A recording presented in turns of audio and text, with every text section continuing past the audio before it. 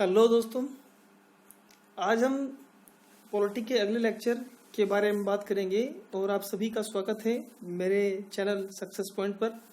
और आज हम 12th लेक्चर के बारे में बात करते हैं, जिसमें हम पढ़ेंगे केंद्र और राज्यों के बीच संबंध। कि केंद्र और राज्यों के बीच जो संबंध हैं उन संबंधों के बारे में हम बात करेंगे और उनसे संबंधित सभी अनुच्छेद, मैं उनसे संबंधित सभी प्रशासनिक आयोग जैसे सरकारी आयोग, पूंछी आयोग और आनंदपुर साहिब, इन सभी के बारे में बात करेंगे। साथ साथ मैं आपको बता दूं कि यह लेक्चर 2 वीडियो में आएगा। तो आज स्टार्ट करते हैं इस लेक्चर के बारे में। तो हम देखते हैं पहले केंद्र और राज्यों के बीच संबंधों के बारे में। तो केंद्र और राज्य के बीच जो संबंध है उन्हें 3 दृष्टिकोण से किया जा सकता है। यानी केंद्र और राज्य के बीच के संबंधों का अध्ययन 3 दृष्टिकोण से किया जा सकता है। पहला है विधायी संबंध। विधायी संबंध यानी कानून संबंध किस प्रकार है। दूसरा प्रशासनिक संबंध कि इनका प्रशासनिक संबंध किस प्रकार है। तीसरा वित्तीय संबंध यानी पैसे को लेकर किस प्रकार की संबंध केंद्र और राज्य के बीच दिखाए गए हैं। तो हम बात करते हैं पहले विधायी संबंध के बारे में। तो संविधान के भाग 11 में अनुच्छेद 245 से लेकर 255 तक केंद्र व राज्य के बीच विधायी संबंधों की चर्चा की गई है। कुछ अन्य अनुच्छेद भी इस विषय से संबंधित हैं। तो हम बात करते हैं प्रारंभ से कि केंद्र राज्य विधायी संबंधों के मामले में 4 स्थितियां हैं। पहली, केंद्र राज्य विधान के सीमांत क्षेत्र। दूसरी, विधायी विषयों का बंटवारा। तीसरी, राज्य क्षेत्र में संसदीय विधान। और चौथी, राज्य विधान पर केंद्र का नियंत्रण। तो हम पहली बात स्टार्ट करते हैं कि केंद्र और राज्य विधान का क्षेत्रीय विस्तार किस प्रकार है। तो प्रारंभ में हम बात करते हैं केंद्र और राज्य विधान का क्षेत्रीय विस्तार। संविधान न केवल राज्य को प्रदत्त शक्तियों के संबंध में, साथ साथ स्थानीय सीमाओं से लेकर विधायी संबंधों को निम्नलिखित तरीके से परिभाषित किया गया है। अब किस प्रकार से परिभाषित किया गया है राज्य और केंद्र के बारे में। तो पहले हम बात करते हैं संसद पूरे भारत इसके किसी भी क्षेत्र के लिए कानून बना सकती है। अब हम बात करते हैं भारत क्षेत्र में राज्य कि भारत क्षेत्र में शामिल एक तो राज्य होंगे, केंद्र शासित प्रदेश होंगे, साथ साथ किसी अधिकृत क्षेत्र को शामिल किया जाएगा। इन सभी के लिए केंद्र संसद कानून बना सकती है। अब हम दूसरी विशेषता देखते हैं राज्य विधानमंडल की। तो राज्य विधानमंडल पूरे राज्य या राज्य के किसी क्षेत्र के लिए कानून बना सकती है। केवल संसद को अकेले अतिरिक्त क्षेत्रीय विधान बना सकती है, यानी कि अकेले संसद अतिरिक्त क्षेत्रीय विधान बना सकती है। इस तहत संसद का कानून भारतीय नागरिक व उसकी विश्व की किसी भी संपत्ति पर लागू होगा। यानी संसद द्वारा बनाया गया कानून भारतीय नागरिक व उसकी विश्व में कहीं भी जहां भी उसकी संपत्ति होगी उस पर भी लागू किया जाएगा। यह अधिकार केवल संसद को है। संसद भारत के अतिरिक्त किसी भी क्षेत्र विधान के लिए कानून बना सकती है। अब हम बात करते हैं संसद के कानून निम्नलिखित क्षेत्रों पर लागू नहीं होते। कि आखिरकार संसद का कानून कहाँ, ये इंपॉर्टेंट है, आप याद रखें कि संसद के कानून निम्नलिखित क्षेत्रों पर लागू नहीं होते। तो कहाँ नहीं होते। तो 4 केंद्र शासित प्रदेश ऐसे हैं जहां राष्ट्रपति के कानून लागू होते हैं। अब इन 4 क्षेत्रों की हम बात करते हैं कि जहां राष्ट्रपति के केंद्र शासित क्षेत्र हैं, जहां उनके उन्नति, शांति व अच्छी सरकार के लिए राष्ट्रपति कानून बनाते हैं। तो वह अंडमान निकोबार द्वीप समूह, लक्षद्वीप, दादर नगर हवेली व दमन द्वीप, इन संघ शासित क्षेत्रों के संबंध में कानून राष्ट्रपति द्वारा बनाए जाते हैं। इसे संसद के किसी अधिनियम को निरस्त या संशोधित करने का अधिकार है। यानी कि इसे संसद के किसी भी अधिनियम को निरस्त या संशोधित करने का अधिकार है। इन 4 केंद्र शासित प्रदेशों के लिए राष्ट्रपति द्वारा कानून बनाए जाते हैं, ना कि संसद द्वारा। ये बहुत इंपॉर्टेंट लाइन है। हम बात करते हैं दूसरी, राज्यपाल को इस बात की शक्ति प्राप्त है कि वह संसद के किसी राज्यपाल को यह शक्ति प्राप्त है कि वह संसद के किसी विधेयक को सूचीबद्ध क्षेत्र में न लागू करे और कुछ विशेष संशोधन लागू करे। यानी कि राज्यपाल को यह शक्ति प्राप्त है कि वह संसद के किसी भी कानून को सूचीबद्ध क्षेत्र में लागू ना करे या उसमें कुछ विशेष संशोधन कर सकता है।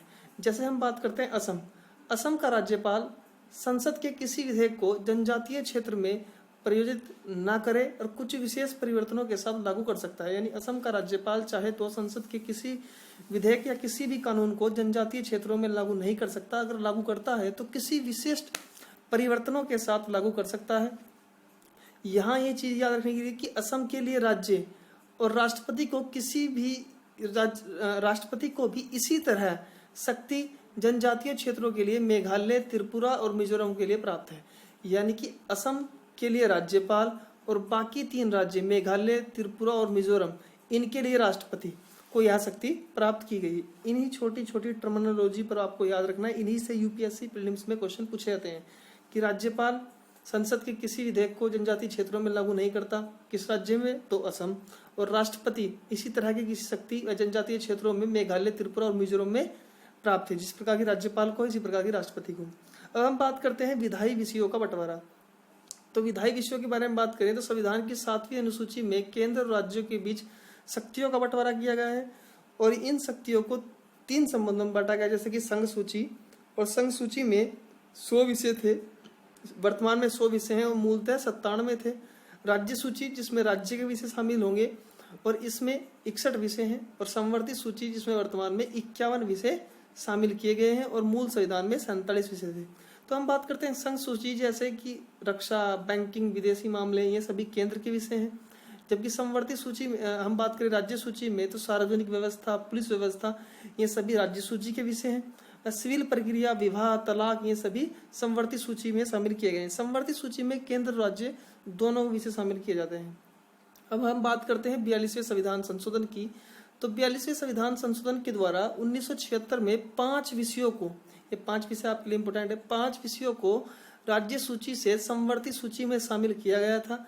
अब ये 5 विषय हैं: शिक्षा, वन, मापतोल, वन्य जीव, पक्षी संरक्षण व न्याय का प्रशासन। उच्चतम न्यायालय, उच्च न्यायालयों के अतिरिक्त सभी न्यायालयों का गठन भी इसी में। अब हम बात करते हैं अवशिष्ट शक्ति। तो अवशिष्ट शक्ति, इन 3 शक्तियों से अलग जो शक्ति है उसे बोला जाता है अवशिष्ट शक्ति। तो अवशिष्ट शक्तियों के बारे में बात करते हैं तो अवशिष्ट शक्तियों पर पूर्णतः अधिकार केंद्र का ही होता है और अवशिष्ट शक्तियों की जो विचारधारा है वह कनाडा से ली गई है। तो भारत में अवशिष्ट शक्तियों पर अधिकार संसद को होता है, कनाडा में भी केंद्र को होता है, और यहाँ सोचने वाली बात यह है कि अमेरिका में अवशिष्ट शक्ति स्टेट में समाहित की गई है। अब हम बात करते हैं यदि संवर्ती सूची के किसी विषय को लेकर, यह बहुत इंपॉर्टेंट लाइन है, अगर संवर्ती सूची के किसी विषय को लेकर केंद्र या राज्यों के बीच संघर्ष की स्थिति आ जाए तो ऐसी स्थिति में केंद्रीय कानून राज्य कानून पर हावी होगा। ये क्लियर सी बात है, जो बेसिक फैक्टर है जो आपको पता होगा। अगर केंद्र और राज्य के बीच संवर्ती सूची को लेकर कोई विषय होता है तो उस पर केंद्र प्रभावी होता है।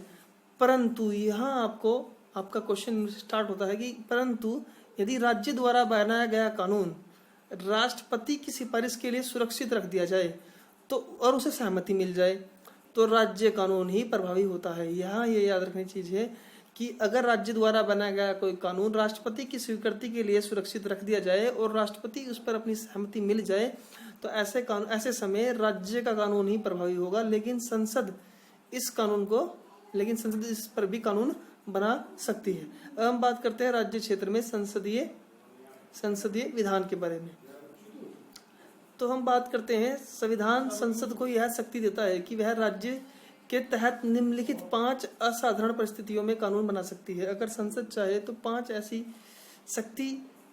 ऐसे प्रावधान किए गए हैं कि राज्य सूची के विषय पर भी संसद कानून बना सकती है। अब ये 5 आपको याद रखने, जैसे पहले हम बात करते हैं जब राज्यसभा एक संकल्प पारित कर दे, यदि राज्यसभा यह घोषणा कर दे कि राष्ट्र हित में संसद को राज्य सूची के विषय पर कानून बनाना चाहिए तो इसके विषय पर वह कानून बना सकती है और जिसके तहत यह कानून बनेगा, इसी प्रस्ताव को राज्यसभा में 2/3 सदस्यों का समर्थन मिलना चाहिए। यह प्रस्ताव 1 वर्ष के लिए प्रभावी रहेगा, यानी राज्यसभा द्वारा बनाया गया कानून 1 वर्ष के लिए प्रभावी होगा और इसे आगे बढ़ाया जा सकता है, परंतु इसे 1 बार से अधिक नहीं बढ़ाया जा सकता। यह व्यवस्था राज्य विधान मंडल को समान मुद्दे पर कानून बनाने से रोकती है। असहमति के मामले के बाद यह व्यवस्था मान्य होगी। अब हम बात करते हैं राष्ट्रीय आपातकाल के दौरान। तो राष्ट्रीय आपातकाल के दौरान भी संसद राज्य सूची के विषय पर कानून बना सकती है और राष्ट्रीय आपातकाल के समाप्त होने के 6 माह बाद तक यह व्यवस्था प्रभावी रहती है। तीसरी विशेषता, यदि राज्यों के अनुरोध की अवस्था में 2 या 2 से अधिक राज्य की विधानमंडल यह प्रस्ताव पारित कर दे कि राज्य सूची के मामले पर संसद को कानून बनाना चाहिए, यह कानून केवल उन्हीं राज्यों में प्रभावी होगा जिन्होंने इस संबंध में प्रस्ताव दिया है। इस तरह के कानून का संशोधन या पुनर्विचार संसद भी कर सकती है, न कि संबंधित राज्य। यानी अगर 2 या 2 से अधिक राज्य की विधानमंडल यह चाहेगी राज्य सूची के विषय पर केंद्र कानून बनाए तो केंद्र कानून बना सकता है, परंतु यह कानून केवल उन्हीं राज्यों में लागू होगा। अब हम बात करते हैं अगली विशेषता जिस पर केंद्र कानून बनाता है, तो अंतर्राष्ट्रीय संधि या समझौते के मामले पर। तो संसद राज्य सूची के किसी मामले में अंतर्राष्ट्रीय संधि और समझौते के लिए कानून बना सकती है। इस व्यवस्था के तहत कुछ कानून संयुक्त राष्ट्र सुरक्षा अधिनियम 1947, जेनेवा संधि 1960, पर्यावरण से संबंधित व कुछ अन्य संधियां। अब हम बात करते हैं यदि राष्ट्रपति शासन लगा हो, तो राष्ट्रपति शासन के समय राज्य में राष्ट्रपति शासन लागू हो तो संसद को संबंधित राज्य के लिए कानून बनाने की शक्ति प्राप्त होती है। राष्ट्रपति शासन के बाद भी यह संसद द्वारा बनाया गया कानून प्रभावी होता है, परंतु राज्य विधानमंडल द्वारा निरस्त या परिवर्तन से इसे पुनः लागू किया जा सकता है। अब हम बात करते हैं राज्य विधानमंडल पर केंद्र का नियंत्रण की। आखिरकार राज्य विधानमंडल पर केंद्र का नियंत्रण किस प्रकार है। तो संविधान में केंद्र को राज्य सूची पर नियंत्रण के लिए निम्नलिखित शक्तियां बनाती है। अब किस प्रकार की शक्तियां, इन पर बात करते हैं। तो पहली, राज्यपाल कुछ प्रकार के विधेयकों को राष्ट्रपति की संतुष्टि के लिए सुरक्षित रख सकता है और राष्ट्रपति को उन पर विशेष वीटो शक्ति प्राप्त है, यह आप सब जानते हैं। राज्य सूची से संबंधित कुछ मामलों पर विधेयक सिर्फ राष्ट्रपति की पूर्व सहमति पर ही लाया जा सकता है। राष्ट्रपति या राज्य विधानमंडल के द्वारा पारित धन या वित्त विधेयक को वित्तीय आपातकाल के दौरान सुरक्षित करने का निर्देश दे सकता है। अगर हम बात करें तो सरकारी आयोग ने जो 1983 से में रिपोर्ट प्रस्तुत की और 87 में इस रिपोर्ट को मान लिया गया, ने कहा कि केंद्र की सर्वोच्चता समाप्त किया जाता है और उसे नकारात्मक प्रभाव का अनुमान नहीं लगाया जा सकता। यानी सरकारी आयोग ने कहा कि केंद्र की सर्वोच्चता समाप्त किया गया तो उसके नकारात्मक प्रभाव का अनुमान नहीं लगाया जा सकता।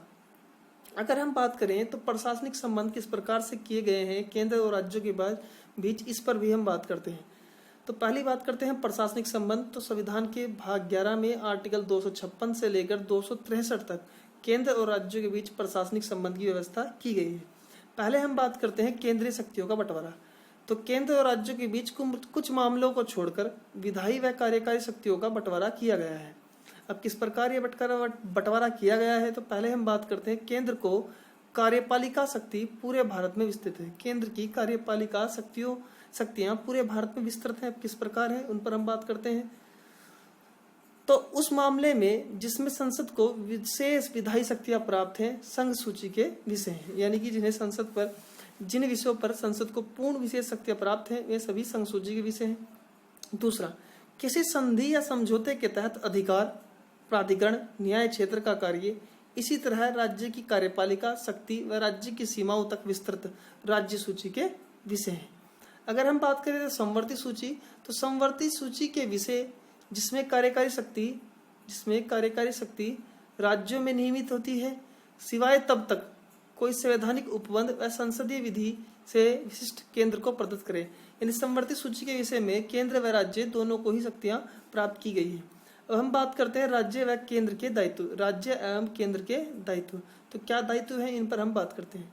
तो संविधान ने राज्यों की कार्यकारी शक्तियों के संबंध में उन पर 2 प्रतिबंध आरोपित किए हैं, जिससे इस संबंध में केंद्र को असीमित अधिकार प्राप्त होते हैं।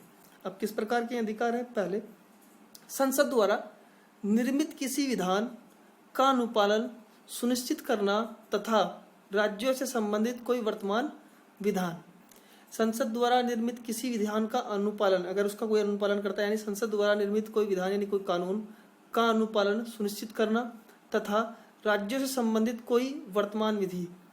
अगर हम दूसरी बात करें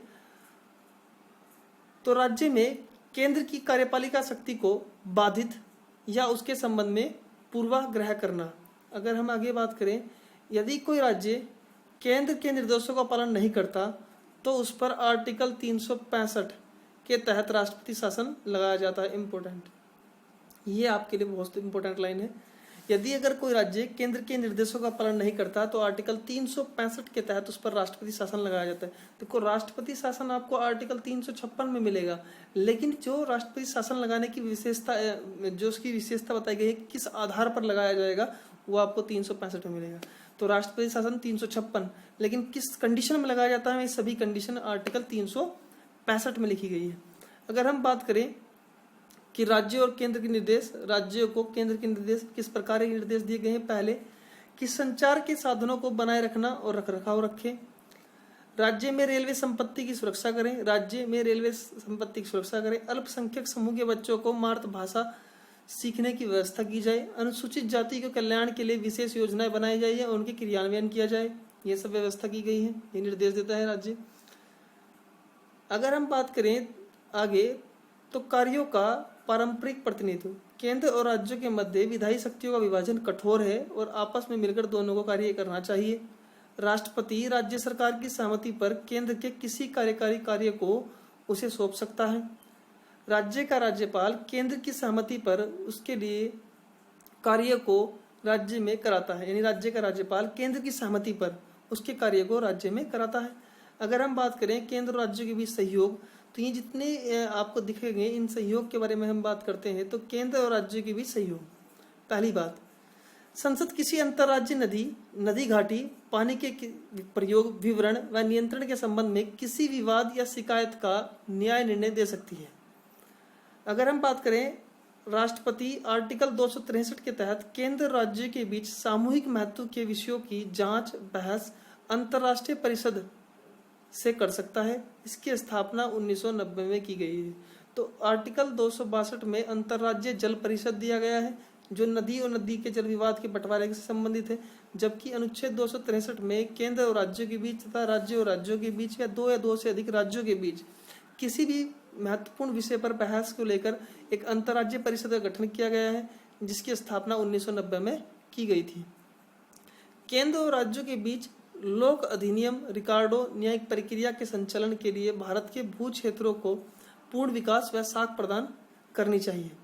संसद संवैधानिक उद्देश्यों से अंतर्राज्यीय व्यापार, वाणिज्य व अंतर संबंध स्वतंत्रता व्यापार की अधिकरण क्या गठन करती है, यानी कि संसद संवैधानिक उद्देश्यों से अंतर्राज्यीय व्यापार, वाणिज्य और व्यापार वाणिज्य की स्वतंत्रता के लिए कुछ प्राधिकरण का गठन कर सकती है। अगर हम बात करें अखिल भारतीय सेवाओं की, तो अखिल भारतीय सेवाएं जैसे IAS, IPS, IFS, इन सेवाओं के अधिकारी केंद्र और राज्यों के अंतर्गत उच्च पदों पर अपनी सेवाएं प्रदान करते हैं और उनकी नियुक्ति केंद्र द्वारा की जाती है। जैसे 1947 में ICS के स्थान पर IPS और IP के स्थान पर ICS के स्थान पर IAS और IP के स्थान पर IPS नाम दिया गया। जबकि 1966 में IFS, तीसरी अखिल भारतीय सेवा का गठन किया गया था। अखिल भारतीय सेवाओं की भर्ती राज्यसभा निकालती है, जो आर्टिकल 263 के तहत है। अब हम बात करते हैं लोक सेवा आयोग। तो लोक सेवा आयोग के क्षेत्र में केंद्र राज्य निम्नवत है, तो आपको पता होगा। हम बात करते हैं राज्य लोक सेवा आयोग के अध्यक्ष व सदस्यों की नियुक्ति यद्यपि राज्यपाल द्वारा की जाती है, लेकिन उन्हें सिर्फ राष्ट्रपति द्वारा ही हटाया जा सकता है। तो ये सभी संबंध आपको पता होनी चाहिए कि केंद्र और राज्य के भी संबंध में बात करें तो हम बात करते हैं लोक सेवा आयोग की। तो लोक सेवा आयोग की में तो आप आर्टिकल जब हम पढ़ेंगे लोक सेवा आयोग से संबंधित आर्टिकल 315, लेकिन हम यहाँ राज्य लोक सेवा आयोग के बारे में देखते हैं कि राज्य लोक सेवा आयोग के अध्यक्ष व सदस्यों की नियुक्ति तो राज्यपाल करता है, परंतु उन्हें हटाने का प्रावधान राष्ट्रपति द्वारा किया जाता है। अगर हम बात करें तो संसद संयुक्त राज्य लोक सेवा आयोग का गठन कर सकती है और इस गठन कर सकती है, विधानमंडलों के अनुबंधन कर सकती है, जिसके अध्यक्ष सदस्यों की नियुक्ति राष्ट्रपति द्वारा की जाती है। यानी कि अगर दो राज्य चाहें तो उनके लिए ज्वाइंट PCS या संयुक्त लोक सेवा आयोग का गठन किया जा सकता है और जिनके अध्यक्ष व सदस्यों की नियुक्ति भारत के राष्ट्रपति द्वारा की जाती है। राज्यपाल के अनुरोध पर राष्ट्रपति की मंजूरी के बाद संघ लोक सेवा आयोग यूपीएससी राज्य की आवश्यकता अनुसार कार्य करता है। संघ लोक सेवा आयोग की योजनाओं के क्रियान्वयन व संयुक्त भर्ती आदि पर राज्यों की सहायता करता है। संघ लोक सेवा आयोग योजनाओं के क्रियान्वयन व संयुक्त भर्तियों आदि पर राज्यों की सहायता भी करता है। तो इन सब के साथ साथ हम नेक्स्ट लेक्चर में देखेंगे कि केंद्र और राज्यों के बीच में सरकारी आयोग किसे, पूछिए आयोग के बारे में। प्लीज़ एक बार आपको वीडियो पसंद आई तो लाइक कर दें, शेयर कर दें और सब्सक्राइब कर दें। Thank you.